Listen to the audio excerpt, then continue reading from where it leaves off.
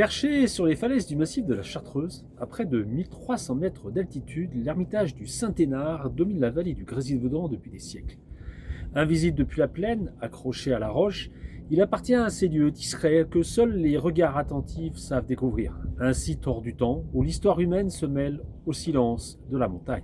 Les premières traces d'occupation de ce type de site dans la région remontent au Moyen-Âge, entre le XIe et le XIIIe siècle.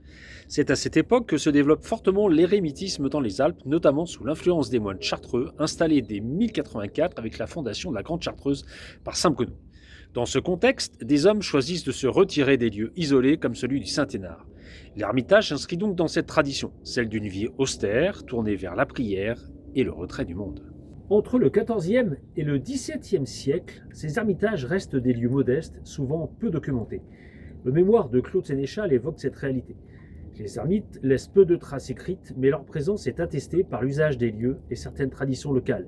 Ils vivent dans des conditions extrêmes, sans véritable confort, dépendant de la nature et parfois de l'aide des habitants de la vallée. Ce sont des figures marginales, mais respectées. Au fil du temps, la position exceptionnelle du Saint-Hénard attire l'attention. Du haut de ses falaises, le site offre une vue stratégique sur toute la vallée du Grésivaudan, axe de circulation majeur entre les Alpes et la vallée du Rhône. Au XVIIe et XVIIIe siècle, dans un contexte de tension régionale et de surveillance des territoires, ces hauteurs sont perçues comme des points d'observation naturels. L'ermitage, sans perdre sa dimension spirituelle, s'inscrit aussi dans cette lecture du paysage. Le véritable changement intervient au XIXe siècle. Après la défaite de 1870 face à la Prusse, la France lance un vaste programme de fortification. Entre 1875 et 1879, le fort du Saint-Hénard est construit sur la crête, nominant directement l'ermitage. Ce fort fait partie du système défensif de Grenoble, destiné à protéger la vallée. À partir de ce moment, la montagne change de fonction. Elle passe d'un espace de retrait spirituel à un espace stratégique et militaire. L'ermitage, lui, tombe peu à peu dans l'oubli. Au XXe siècle, l'ermitage n'est plus occupé.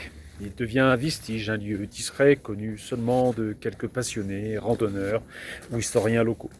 La végétation reprend ses droits, les traces s'effacent. Mais grâce à des travaux comme celui de Claude Sénéchal et bien d'autres historiens, ces lieux retrouvent une existence. Ils ne sont plus seulement des ruines, ils deviennent des témoins.